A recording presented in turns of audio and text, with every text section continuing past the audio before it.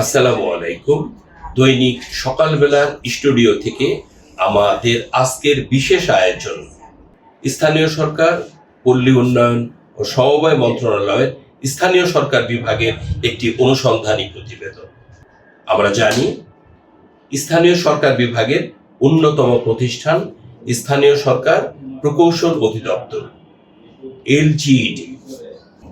LGED গ্রাম পর্যায় থেকে উপজেলা পর্যায় থেকে জেলা পর্যায়ে সকল ক্ষেত্রে যোগাযোগ ব্যবস্থার উন্নয়ন, আর্থসামাজিক প্রেক্ষাপটে বিভিন্ন প্রকল্প গ্রহণ সহ নানা অত্যাবশ্যক কাজ করে থাকে, যা আমাদের মৌলিক অধিকারের সাথে যুক্ত। অতীতে স্থানীয় সরকার, পল্লী উন্নয়ন, সমবায় মন্ত্রণালয়ের এই স্থানীয় সরকার বিভাগে কি হয়েছে? অনিয়ম, দুর্নীতি, স্বেচ্ছাচারিতা এবং একই সাথে নিয়োগ বাণিজ্য সহ নানা অনিয়ম দুর্নীতি হয়েছে নানা প্রকল্পে, যার ফলে ঐতিহ্যবাহী স্থানীয় সরকার প্রকৌশল অধিদপ্তর আজ একটি যন্ত্রণাদায়ক প্রতিষ্ঠানে রূপ নিয়েছে। বর্তমান নির্বাচিত সরকার এই অবস্থা থেকে স্থানীয় সরকার বিভাগ ইতোমধ্যে একটি যুগান্তকারী পদক্ষেপ নিয়েছেন। প্রকৌশলী মোহাম্মদ শহীদুল হাসানকে স্থানীয় সরকার বিভাগের সচিব হিসেবে নিয়োগ প্রদান করে। স্থানীয় সরকার বিভাগের অনন্য প্রতিষ্ঠান স্থানীয় সরকার প্রকৌশল অধিদপ্তর এমন একটি প্রতিষ্ঠান যেখানে কাজ করেছেন প্রকৌশলী মোহাম্মদ শহীদুল হাসান প্রধান প্রকৌশলী হিসেবে। আমরা স্থানীয় সরকার প্রকৌশল অধিদপ্তরের ঐতিহ্য কি ভুলে গেছি? আমরা কি ভুলে গেছি প্রকৌশলী কামরুল ইসলামের কথা? কামরুল ইসলামের পথ ধরে স্থানীয় সরকার প্রকৌশল অধিদপ্তরকে একটি গতিশীল, যুগান্তকারী প্রতিষ্ঠান হিসেবে রূপ দিয়েছিলেন প্রকৌশলী শহীদুল হাসান।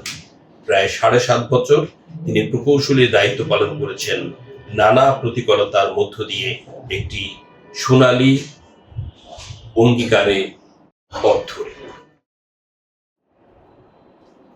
অতি সম্প্রতি স্থানীয় সরকার বিভাগ প্রকৌশলী মোহাম্মদ শহীদুল হাসানকে স্থানীয় সরকার বিভাগের সচিব হিসেবে নিয়োগ দিয়েছেন।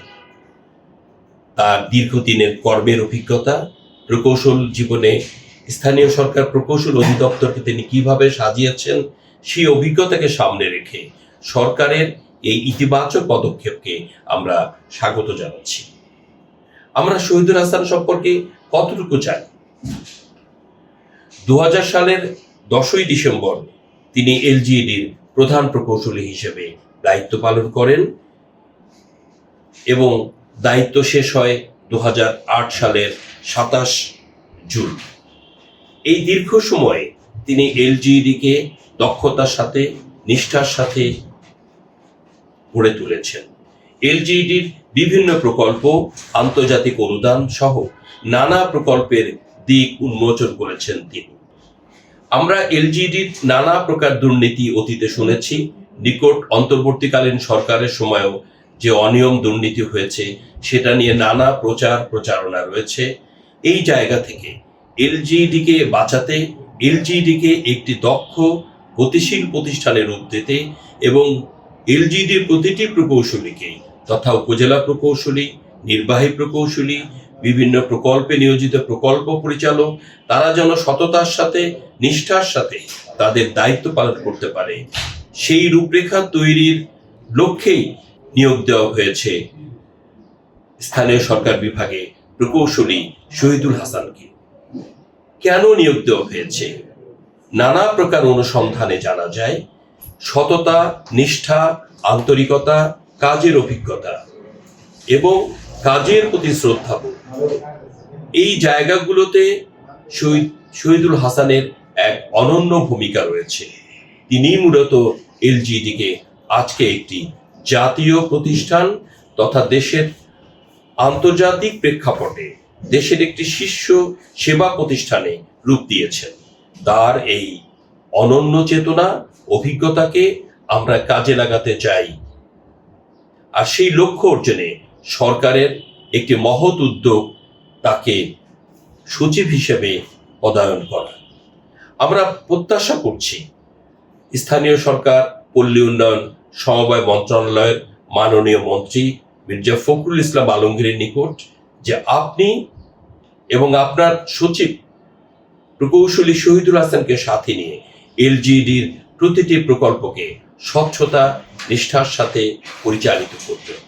একই সাথে আমরা প্রত্যাশা করছি প্রকৌশলী শহীদুল হাসান যে সততা এবং নিষ্ঠার সাথে স্থানীয় সরকার প্রকৌশল অধিদপ্তরে যোগদান করে জীবনের শেষ দিন পর্যন্ত একটি দক্ষ নেতৃত্বের পরিচয় দিয়েছেন, সেই নেতৃত্বের পথ ধরেই আগামীতে আমরা এমন একজন প্রকৌশলী চাই তিনিও শহীদুল হাসানের পথ ধরে এলজিইডিকে এগিয়ে নেবেন আদর্শিক প্রতিষ্ঠান হিসেবে।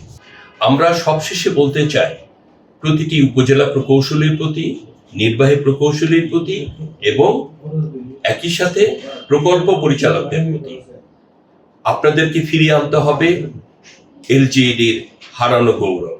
আপনাদেরকে গড়ে তুলতে হবে সরকারের অনন্য হাতিয়ার, কারণ স্থানীয় সরকার, প্রকৌশল অধিদপ্তর তথা এলজিইডির সাথে জড়িয়ে আছে এদেশের সর্বশ্রেণীর মানুষের প্রতিদিনের কর্মতৎপরতার প্রেক্ষাপট। আর্থসামাজিক প্রেক্ষাপটে এলজিইডি এক অনন্য প্রতিষ্ঠান।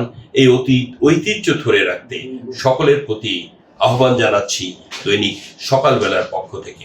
সম্মানিত দর্শক মণ্ডলী, আমাদের এই আয়োজনে আপনাদের মতামত প্রত্যাশা করছি। আপনাদের মতামতই হবে আমাদের আগামী দিনের পথের প্রেরণা। ধন্যবাদ সবাইকে।